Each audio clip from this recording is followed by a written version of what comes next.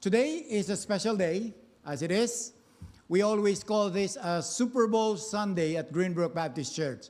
Super Bowl is, the football where you're not allowed to kick it. But today is the championship also somewhere up in North Jersey, and so avoid that place. It's there's so much traffic there. But of course, we have Pastor Robert and his family as our speaker today. Pastor Robert, would you please come to the front? I'd like to introduce, before I introduce Pastor Robert, I'd like to introduce some of you, or many of you know him already. Joanne right there is the better half of Pastor Robert. That's Joanne, just taking the video. All right? They have 4 kids, 2 daughters. One is already married. She's in Dubai. And the other one is serving with Victory in the Philippines. And John is here. John, where are you at? Okay, John is there. Jaden is here also. Jaden, he'll be celebrating his birthday tomorrow. So, actually, 17 minutes in the Philippines, he'll be celebrating his birthday there. Pastor Robert and the family, they're part of Grace Christian Fellowship. We partnered with them, supported them. Some of you have given support individually or family, sending him as one of our missionaries in the Philippines. When was that? 2000? Year 2000. Okay, 2002.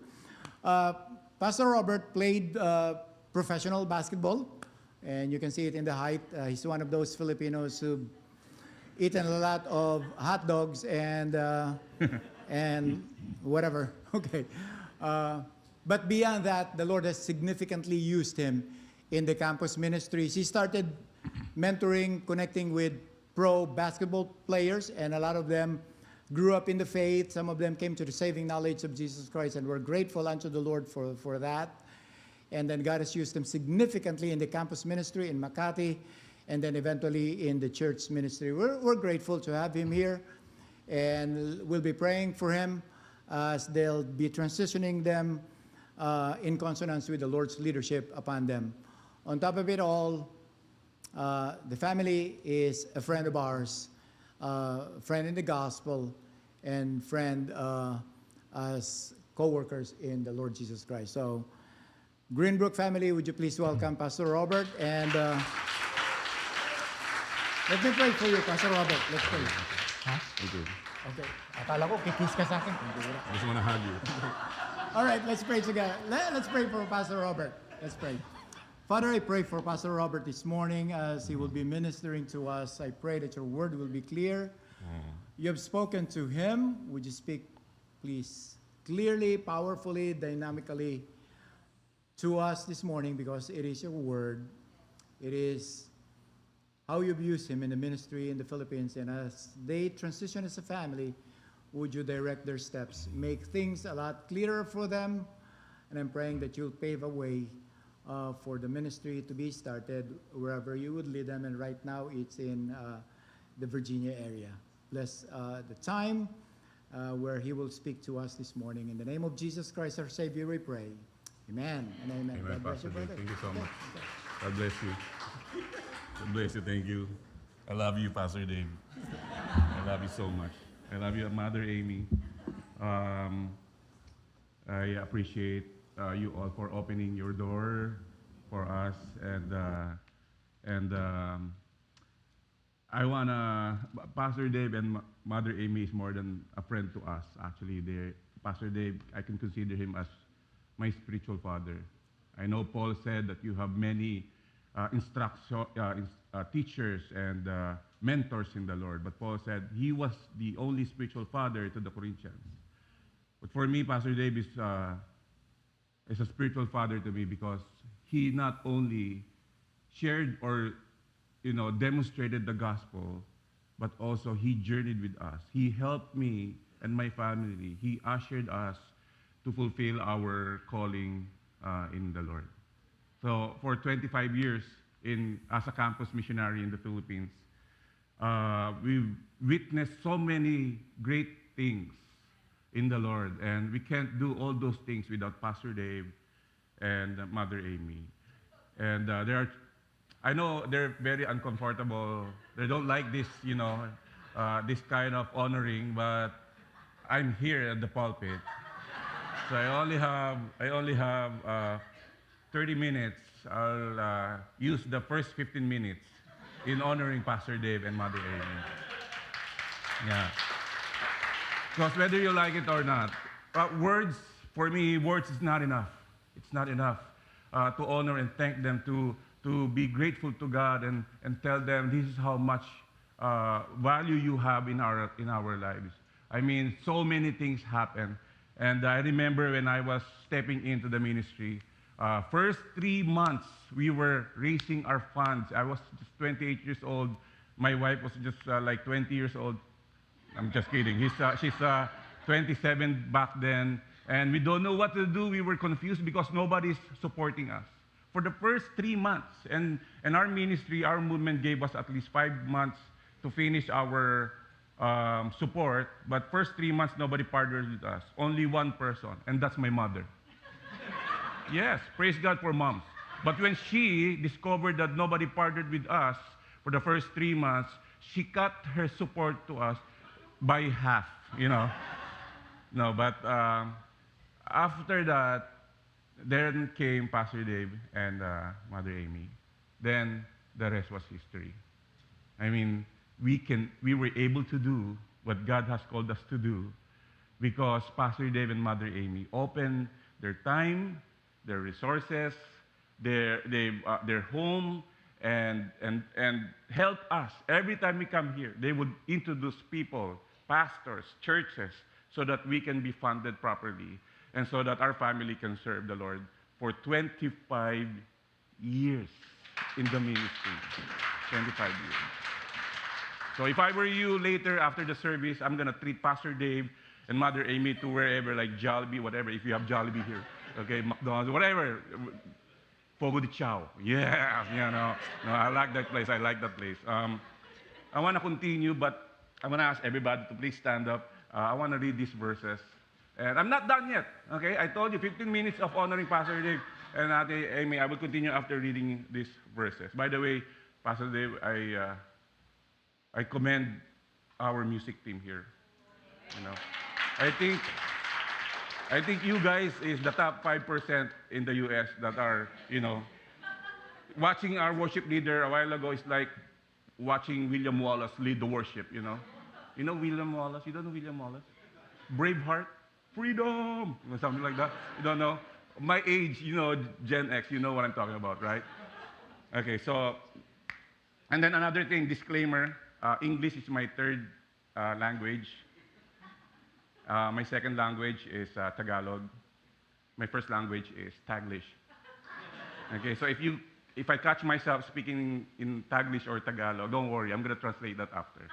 Because sometimes I'm so passionate, I don't know what I'm saying. Sometimes I'll change characters from the Bible, Moses to Isaiah to, anyway. So, verse 15 of Matthew chapter 4 to verse 22.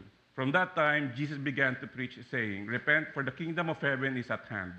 While walking by the sea of Galilee, he saw two brothers, Simon, who is called Peter, and Andrew, his brother, casting a net into the sea, for they were fishermen. And he said to them, "Follow me, and I will make you fishers of men."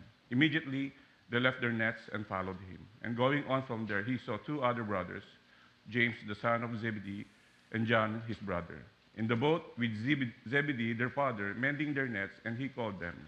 Immediately, they left the boat, and their father followed, and their father followed him. Lord, we thank you, God, for your grace and for your mercy. Thank you for the opportunity to come here and worship together with our brothers and sisters. I pray that you will open our hearts and our minds. And I pray that we will be able to appreciate everything that you have done in our lives. From the time we heard John 3:16, to the time we accepted you in our lives, and from every day that you've transformed us, until we were able to be like fishers of men for your glory. Today, Lord God, rekindle, set us on fire, and help us fulfill what you have called us to do, even in our simple ways, Lord. In our homes, in our offices, in our school, use us, Lord. We glorify your name in Jesus' name. Amen. Amen. You may also take your seat. So, I don't know if you showed the picture, our picture, Pastor David, Mother Amy. So please show that picture. So every time they would go home in the Philippines, we would like go to the best places, best restaurant, and of course Chinese food. Okay, Chinese food is the best restaurant there. Okay, and because of this partnership, all right, because of this partnership, God used this partnership to advance His kingdom. We have three core ministry work in the Philippines. Okay. Okay. Next slide, please. Okay. So I've read the verses. Sorry. Let's go to the picture there. We have three core ministry functions.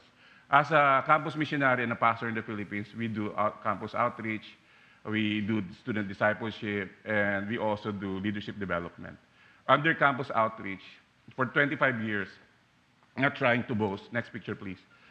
Okay, not trying to boast, but a testimony to all of you. Okay, probably in that 25 years, we were able to share the gospel to around 30 to 40,000 students, college students. And, and the reason why I said 30 to 40,000, because back in 2009 to 2012, we tried to audit everybody, or I mean our work there. And in that 3 years, I think it's between 10 to 15,000, as far as I can remember. And then we stopped auditing it because we felt like, you know, success can do something a lot in your heart, you know? And we stopped there because we want to honor, we want to give all the credit to God and tell God, Lord, you're just going to follow you.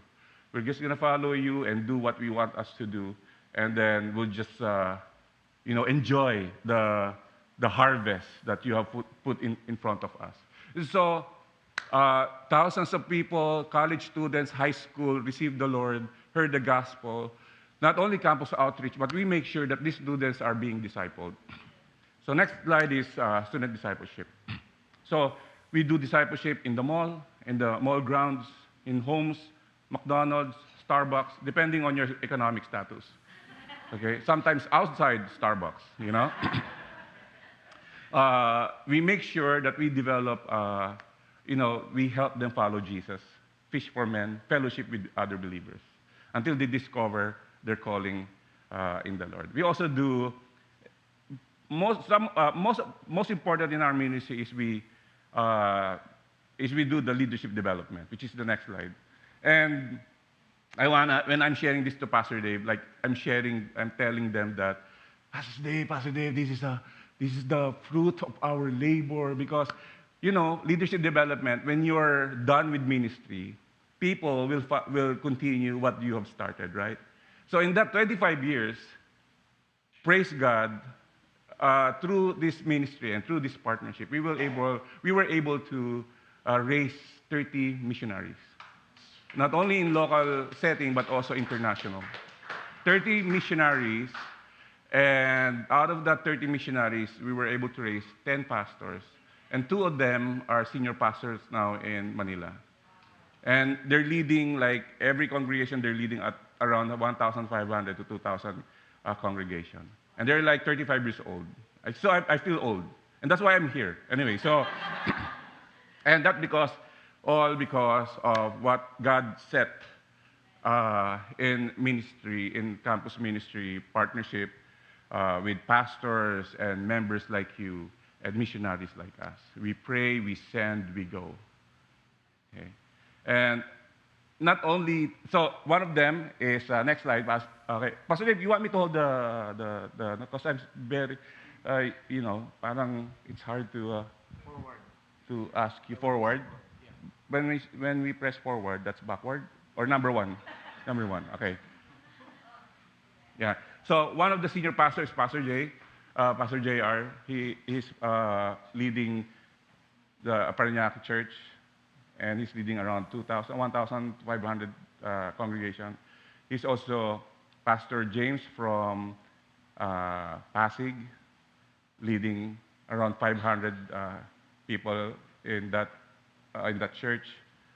Also, Pastor Lester in Clark, okay, leading a service with 1,000 students and parents.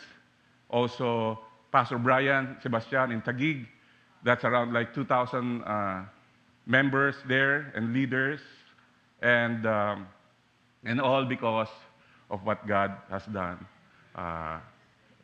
in our lives. But for me, more than that, is my family.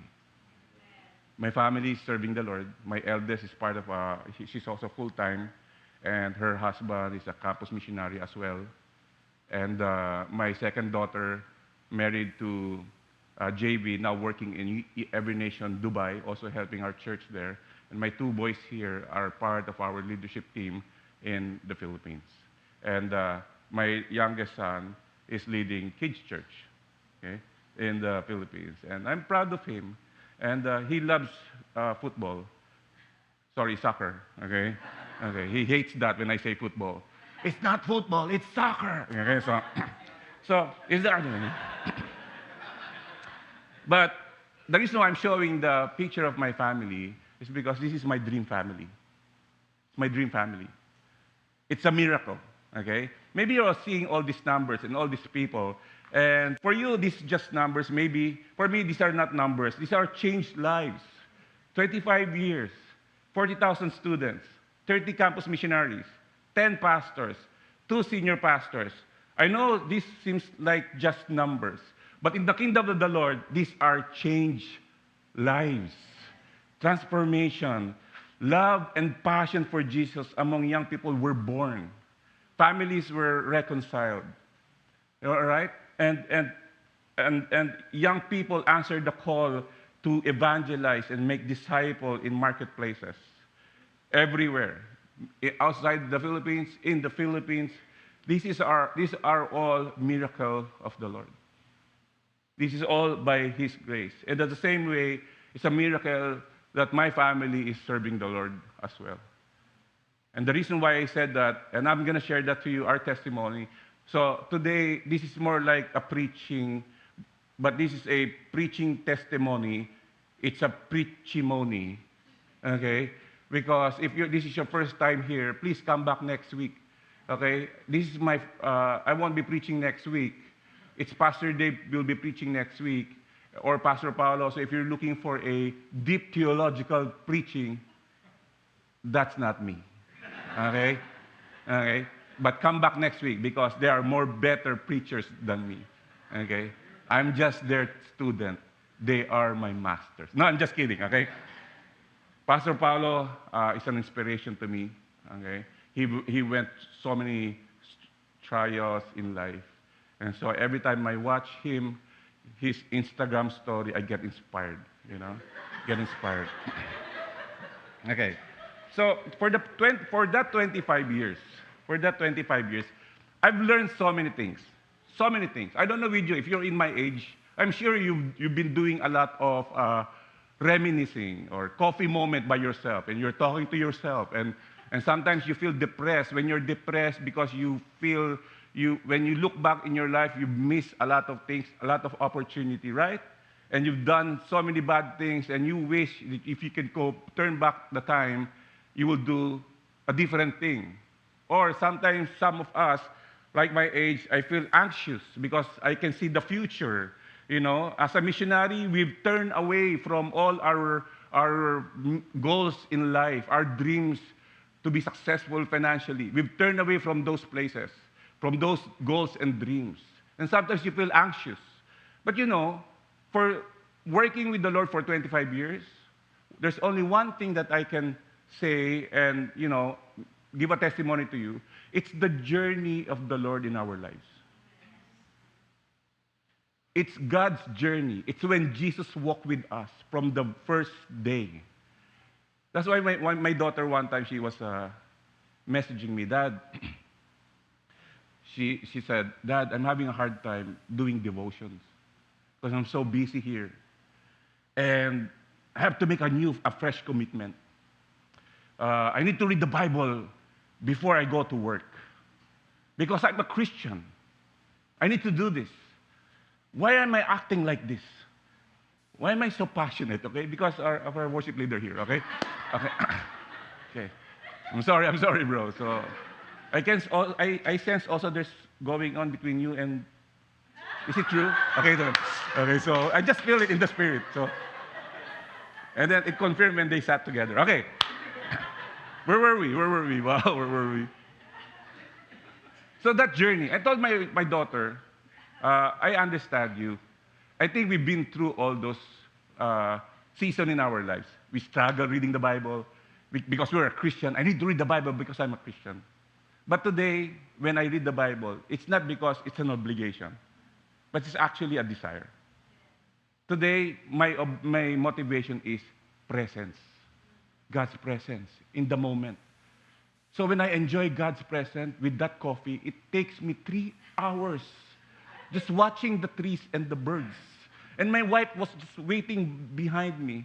When are you going to be done? And start cleaning the house, you know. But I told I told my daughter, it's the presence of the Lord and the journey of the Lord. Like for example, I've ministered to so many college students, high school and college. Back in 2011, there's a 2 college student who attended our youth college service, but for a time only. Okay, they were like boyfriend girlfriend. Eventually, unfortunately, they never get married, but the girl got pregnant. And so I want to show my support. I want to show and demonstrate the gospel to them, you know. So I visited her in the hospital the day when she delivered the baby. I prayed for them. I show love for them. So I gave a little bit of help to pay their bills. Unfortunately, I've never seen them attend church after that. And but you know what? 15 years later, that girl is the baby. And now she's the leader of our campus ministry also in Makati. She invited all her classmates, her siblings, her mother back to church. Okay? And stories like this, you'll never know. 15 years. And then I was just shocked. You were the baby. Yeah. What about your journey? What's your journey? So these verses that I read, usually when these verses being preached, usually they talk about evangelism, they talk about discipleship. But this time I want to take it on a different vantage point. I want us to go and see how Christ journeyed with us even before the day we receive Him as Lord and Savior. Because if you miss this journey, even on your, you as a young Christian, or maybe you're old already, or you've been a Christian for 10 or 20 years, if you miss this journey, you will have a hard time receiving and accepting and experiencing the freedom and the benefits of following Christ. Every college student, sometimes maybe we've experienced that season of sometimes, Lord, how come I can't feel you? Lord, where are you when I am going through this problem? Where were you? Right? Look at the person beside you. Tell that person, tell that person, did you ask that same question? I did. Okay? Every time I'm with you. I'm just kidding, okay? I always say, Lord, have you experienced that? Nobody? Am I, okay? I've experienced that, right? When you are facing problems, when you're in trial, Lord, where were you? I thought you said you'll never leave me nor forsake me. Right? Most of the college students will tell me, Pastor Robert, I can't feel him. He's not tangible. You know what? When you read the Old Testament, every time when the Israelites will be in the crossroad of their walk with God, or they are in the midst of sin and compromising their covenant with the Lord will always tell them, have you not remembered your life in Egypt and how I rescued you. They would say, Lord, where were you? And then the Lord would answer them, do you remember I did this in the desert? And then after that, he will tell them, this is my promise. If you do this, this is what I'm going to do in the future. This is how God journeys with us. It is not about our feelings. Feelings are good. But feelings are just feelings. Nothing more than feelings. Napakanta kayo dun, ano? Feelings, nothing more than feelings. But for the Lord, it's not that. It's data for Him. 2,000 years ago, this is what I'm gonna tell you. 2,000 years ago, I died for you. This is how much I love you. Not because I was not able to provide for your electric bill or your insurance. These are just tests. But you have to remember, okay, the confirmation of my love for you is not because of your bills being paid. It's when I showed my love to you 2,000 years ago. And I will keep on showing my love for you, even the day, you get old and you come into my kingdom. So first thing we need to remember, okay, is the journey begins when you first hear the gospel. Okay? The journey begins when you first hear the gospel. Now, some preachers will start from verse 18, but I will start from verse 17, because I believe it is not our timeline. It is his timeline. In verse 17, he said, from that time, Jesus began to preach, saying, repent, for the kingdom of heaven is at hand. While walking by the Sea of Galilee, he saw two brothers, Simon, who is called Peter, and Andrew, his brother, casting a net into the sea, for they were fishermen. Okay, so the time he started preaching is the beginning of our journey with him. I don't know with you. When I was in elementary and I was in high school, I keep on hearing that verse, John 3:16, right? Somebody would share John 3:16 to you, whoever that is. Maybe you've heard it on a TV, from a TV evangelist or from somebody else, from your friend or relatives. And then for you, it was just nothing. But you know what? It's the beginning of your journey with the Lord. When you hear that verse, like for example, okay, if you would only know, I'm sure you have your testimony, right? When the Lord pursues you, even though you don't know anything about Him, okay, in His timeline, not our timeline, in His timeline, He started working. That's why Romans 5:8 says, but God shows His love for us in that while we were still sinners, Christ died for us. This shows that regardless of your imperfection, regardless of your situation, of your past, regardless of your mindset and your mindset and heart set and your plans in life, for God, He wants to get you and seek you and pursue you. That's the beginning of His journey. That's why He said,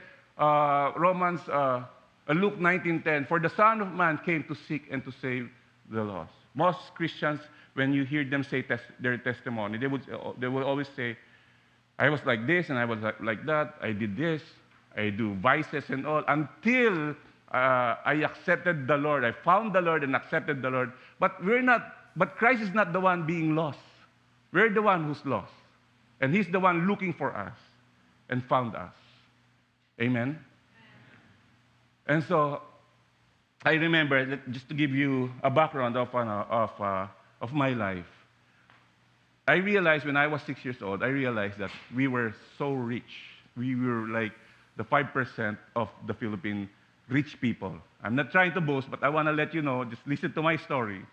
6 years old, I realized not everybody in the Philippines have 4 cars in their garage.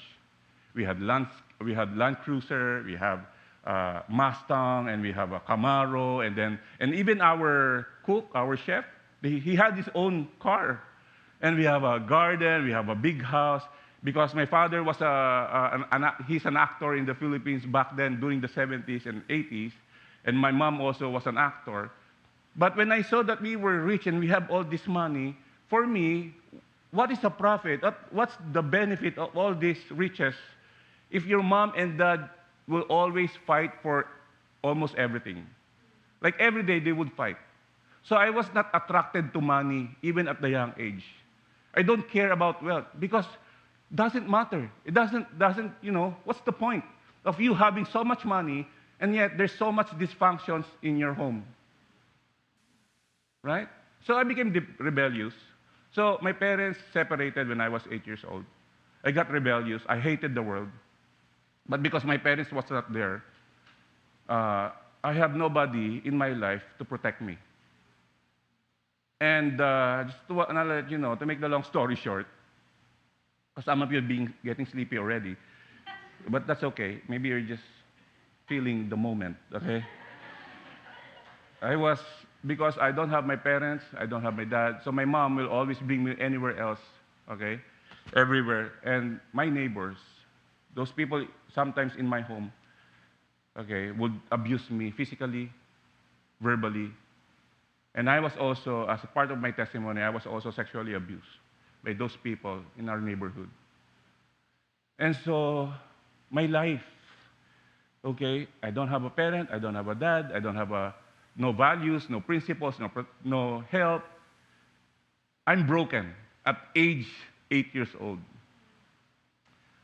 And so, at a very young age, even though I'm not a Christian back then, I know how good life looks like.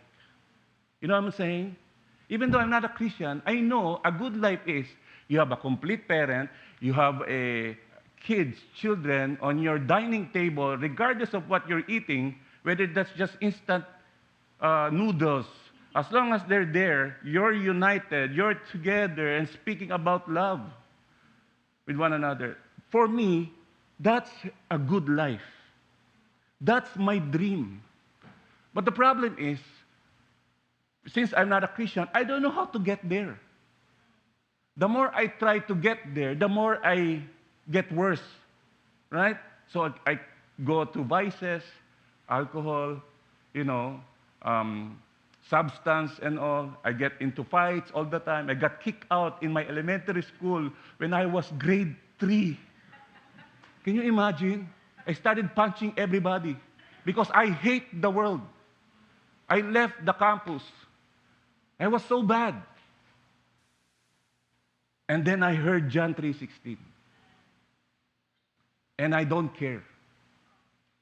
But I know several times somebody shared the gospel to me. The journey for us in our timeline, of course, begin when we receive the Lord. So number 2, okay, it says here, the transformation begins when we accept the invitation to follow Jesus. Okay? Because I think this is the point, no?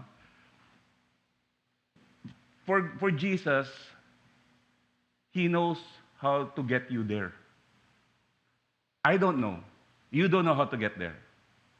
Whatever dream that you have, good dreams, kingdom-based dreams, you don't know how to get there, but God knows. Jesus knew, I am the way, the truth, and the life. I will bring you there. I'll give you life. I'll show you the way. Okay? I'll make it possible. So, He's going around looking for imperfect people. He's going around looking for broken people that doesn't have any power to change their lives. And when He said here, okay, in verse 19, and He said to them, follow me and I will make you fishers of men. Jesus was saying, follow me. I'm going to teach you. Follow me. I want to show you. I want to be intimate with you. I want you to know what I think about relationships. I want you to know what I think about money. I want you to know what I think about friends. I want you to have, I want to be an influence to you. Are you getting what I'm saying?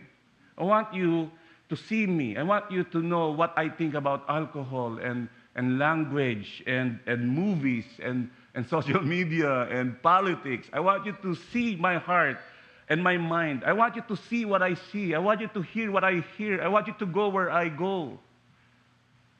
Follow me. Stay behind me. I want to be behind you. I want to know you. I want you to know me So when Jesus called and asked us to follow him, it's an invitation. It's an invitation to walk away from something and follow him. It's an invitation. It's a call to do this and not that. To go here and not there. When God tells you, when Jesus tells you, follow me, he's inviting you to have a new path, a new direction. And when he say, I will make you, which is very encouraging to us, because he will be the one making or showing us to be changed, to walk there, to understand, this is your way out.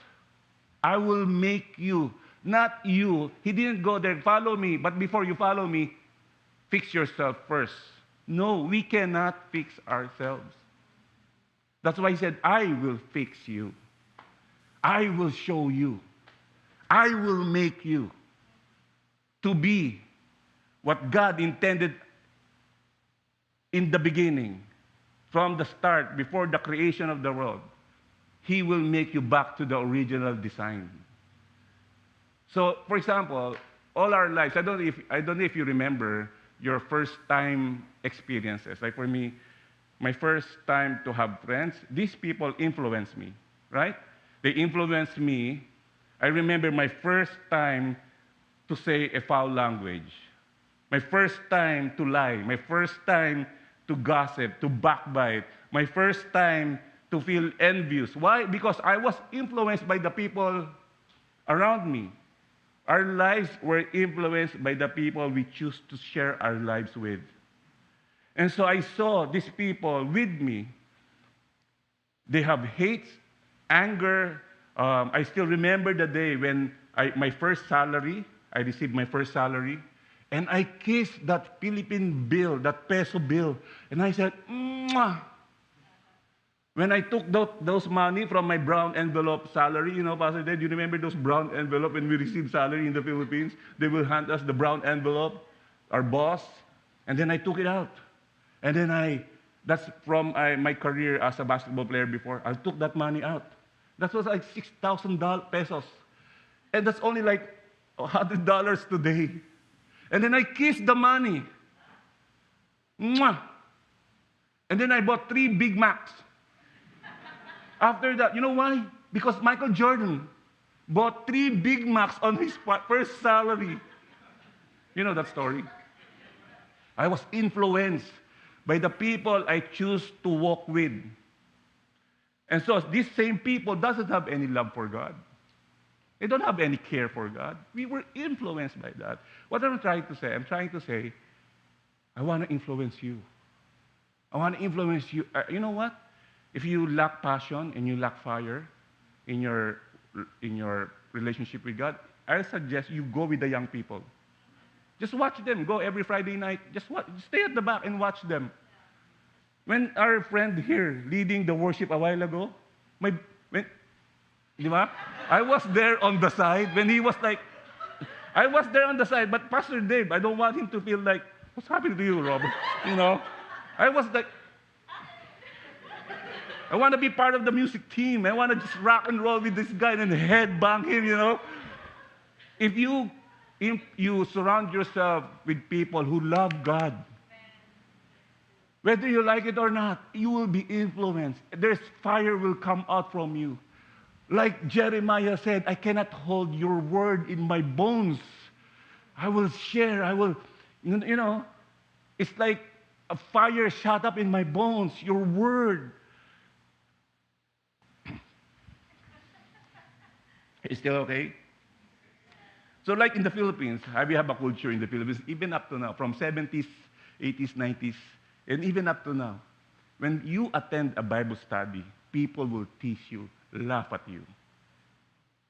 And it's still happening even today. Their parents, when they saw their kids attend Bible study, their usual response with their college students, with their high school kids, don't attend there because they're just going to brainwash you. Does it all happen here? This is also, is it the same here in the States? They're going to brainwash you. They say so many negative things about attending Bible study because they will brain. So when I became a college student, I started thinking, you know, when you're college, you started thinking, reasoning, what's wrong with brainwash? Nobody said negative thing when they car wash. When they dishwash, don't dishwash. They're gonna say, you know, nobody said negative things about that. But when you say brainwash, they will say bad stuff. And then I realized it's a good thing, especially when you try to know who Christ is. Because Christ will clean your heart and your mind from all the toxic things and knowledge and whatever you've accumulated for many years here in this world. The Lord will clean that up. So when it comes to the Lord, it's a good thing when you're being brainwashed. Okay? So my perspective, like for example, I started to understand and know God. It changed my idea about sin. Right? I thought sin is just failure to follow Christ's commands or God's command, the Ten Commandments. But no. Sin is when you refuse to worship and give your body to the Lord and lift your hands and give your passion and your heart. And like for example, today, FIFA World Cup, everybody will be crying. Everybody will be praying. Everybody will just go there one day before the game starts. If you could only give your heart to the Lord and come here every Saturday night, put your beds outside and wait for the service to start. No, I'm just kidding, okay? But you understand what I'm saying? Give your emotion. Sin is when you fail to put God on top of everything. My understanding about righteousness is also changed because righteousness is holiness. I thought righteousness is just, I just have a checklist. I'll attend church, read the Bible, say hello to my pastor, and then I'm okay. I'm righteous. No. We cannot be righteous.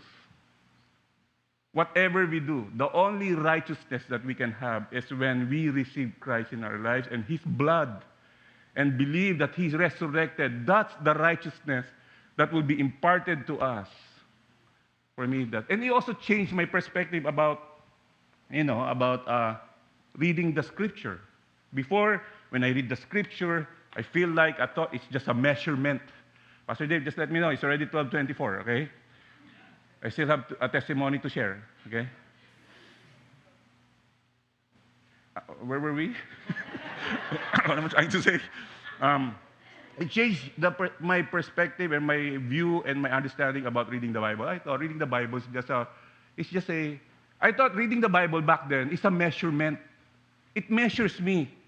So I have to, cope up with the measurement. But actually, it's not measurement. It's not trying to tell you, okay, you're 1 to 10, you're 5, okay? So attend more, or do this, or fulfill the 10 commandments. Oh, you're already 6, something like that. No, but it's not. That's why we're having a hard time reading the Scripture. Because we thought it's all about rules and regulation and commands. But when I became a Christian, and I understand the love of God for me, it was changed. The Scripture is a confirmation of our relationship with God. It tells me, you are my son. You are my daughter. And I need to tell you this because I love you. Have you ever seen a father tell the kid of their neighbor, don't cross the road? Why? If you cross the road, I'm going to discipline you. I'm going to ground you. No, you never see that. Well, because that's not there. You're children, right? But Pastor Paulo, someday your baby will grow up and you're going to tell her, don't cross that avenue. Why? Because it's your son. When we understand that the Scripture is a confirmation of our relationship with God, our mindset will turn from servant to son and daughter. And that will change us. Are you still with me? A few more minutes. I'm going to call Abby. to help us make people cry.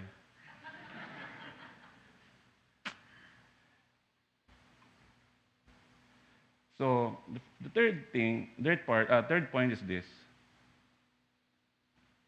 God turns our journey into a tool that launches others into their own journey with Jesus. This is a funny thing. Verse 21 and 22. And going on from there, he saw two other brothers, James and the son of Zebedee, and John, his brother, in the boat with Zebedee, their father, mending their nets, and he called them. Immediately, they left the boat and their father and followed him. Can you picture the situation? Can you imagine the situation? Jesus called Peter and Andrew. And then furthermore, a few feet more, he called John and James. I think there's an ongoing rivalry here. But the rivalry turns into a positive thing. I believe they've been friends for many years. They're not just co-workers. They're not just fishermen, okay, together, but they're also friends. So when John and James saw Peter and Andrew walking with Jesus and Jesus calling them, parang I think maybe John or James said to his brother, look, the two boys, they're with Jesus. And they left their nets. They look at Jesus. They look at the two brothers. This is just me, okay? This is just me. This is just my translation or my imagination. And then they look at their nets and they left the nets and then they said to each other, we cannot be beaten, but dude. I said, maybe John or James said, let's beat them in a way that let's not just leave our nets, but also leave our Father. For me, that's funny, you know. So the life of Peter and Andrew became a tool for James and John. You know, when I became a Christian, when I accepted the Lord, it was easy for me. You know why? It was easy for me to receive Christ. When I heard John 3:16, it was easy for me to accept it. Because before that, I feel like I'm already living in hell. My life, abuse, physically, emotionally, mentally, sexually, it was hell. When I heard John 3:16, I want to be there. God loves me. Why not? Of course. I'll get that. I'll be in heaven for eternity. Of course. I don't want to be here. I don't want to be here on earth or under the earth. If you can see the place I was living before in the Philippines, it's like living in hell. I feel like the neighbors also part of that, because when they fight, the husband and the wife, they would call each other Satan. And they would call their children Satan too. Yeah. As in, get out of this house, you Satan. You know? So it's a bad thing. But I feel like this is hell. And this is my life. So when I heard John 3:16, I immediately accepted the Lord. Because I don't want to be in this place anymore. But the problem is,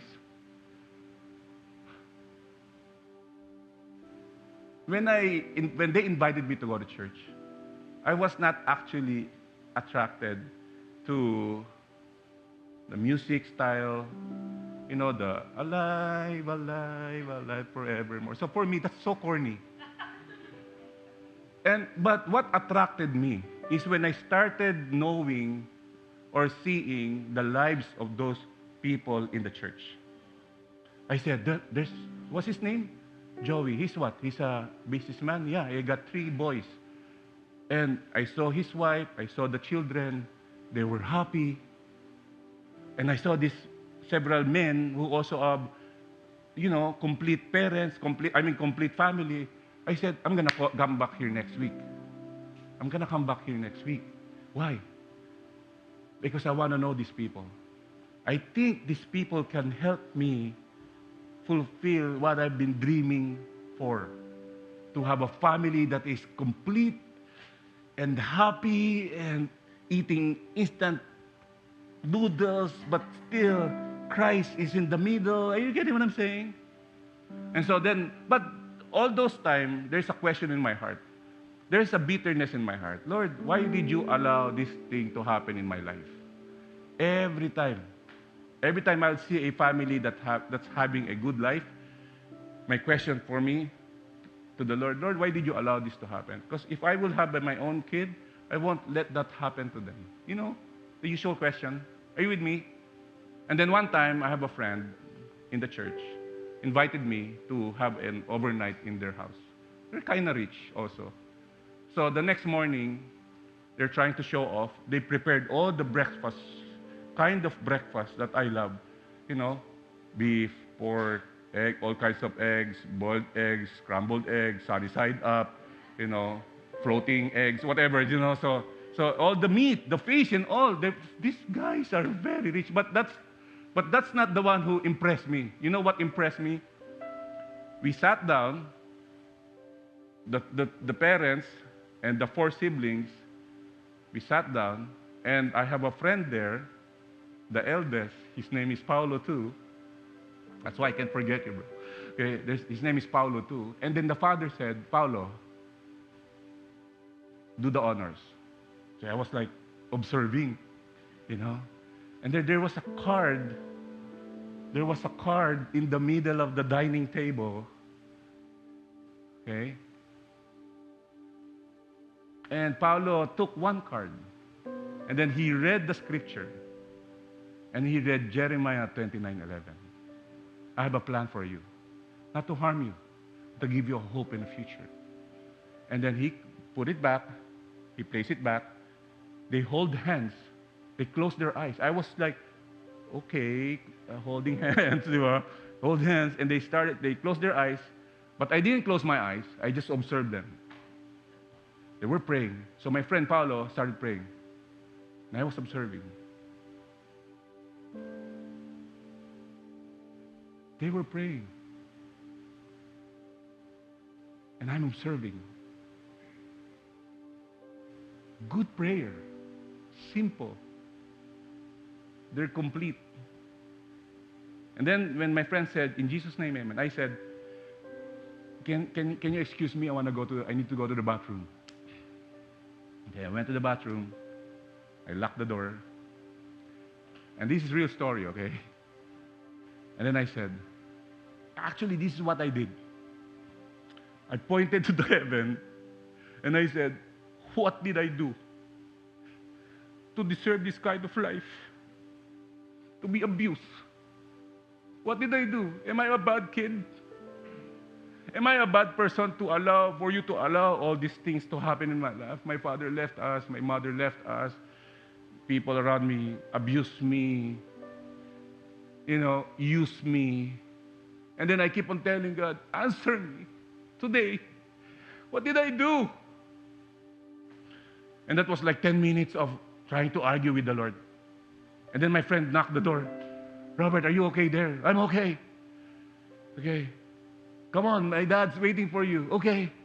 And I was like crying. I wiped my eyes and then went out of the door of the bathroom, went to our dining table. And then I started crying more. You know why? They finished all the breakfast. He said, why did you not leave? I'm just kidding. But somehow I felt that too. Because my friend ate half of everything. And then I got married. God didn't answer me. He didn't answer me. I got married.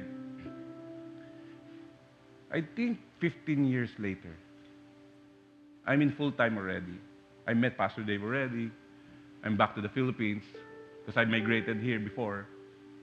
After 3 years, we went back to the Philippines. Pastor Dave, I apologize. I'm sorry. I know this is my last preaching, I think.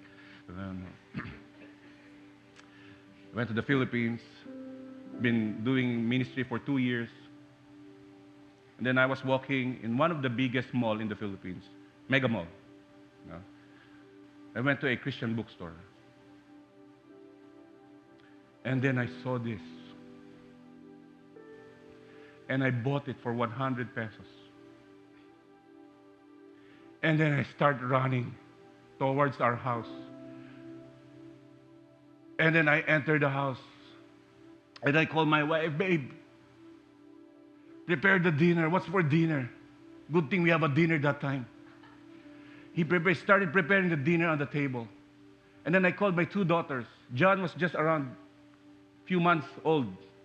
I called my two daughters. I said, Chini, sit down there. Cookie, you sit down here. Babe, you sit down there. I'll sit down here. And then I started pulling I pulled out these promise cards. And I put it on the middle of the table. This is a true story, my friends. Then I asked Chini to get a card and read it. She read it. And when she read it, it says, Jeremiah 29:11.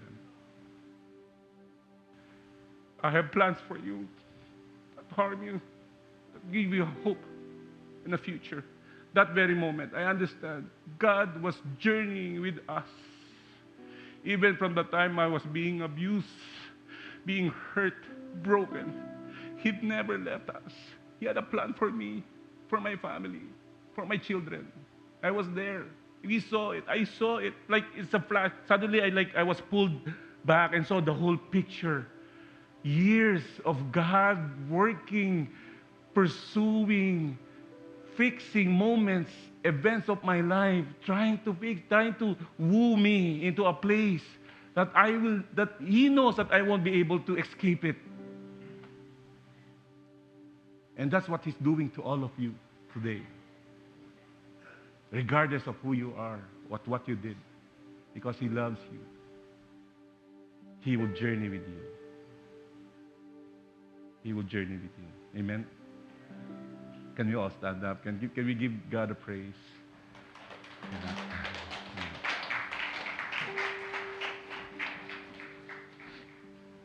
So, maybe today you're here and you're saying, I believe, I know Christ, I know God, but I've never run or I never journeyed with the Lord today.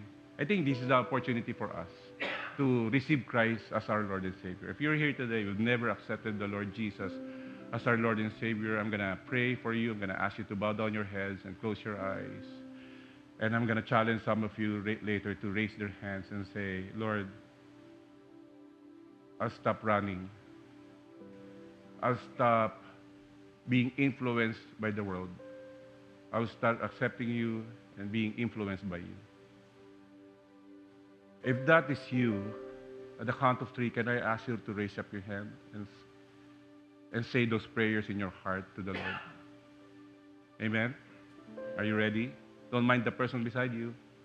If you've never done this before, or you've been attending this church and you've been like trying to observe and trying to see what is it for me, God wants to journey with you. He wants to fix everything. He wants to fix the events of your life. He wants to be with you. But we have to step in faith and believe that every scripture is a beginning of our journey with Him. If that is you, at the count of 3, I want you to raise up your hand. 1, 2, 3. Raise up your hand if that is you.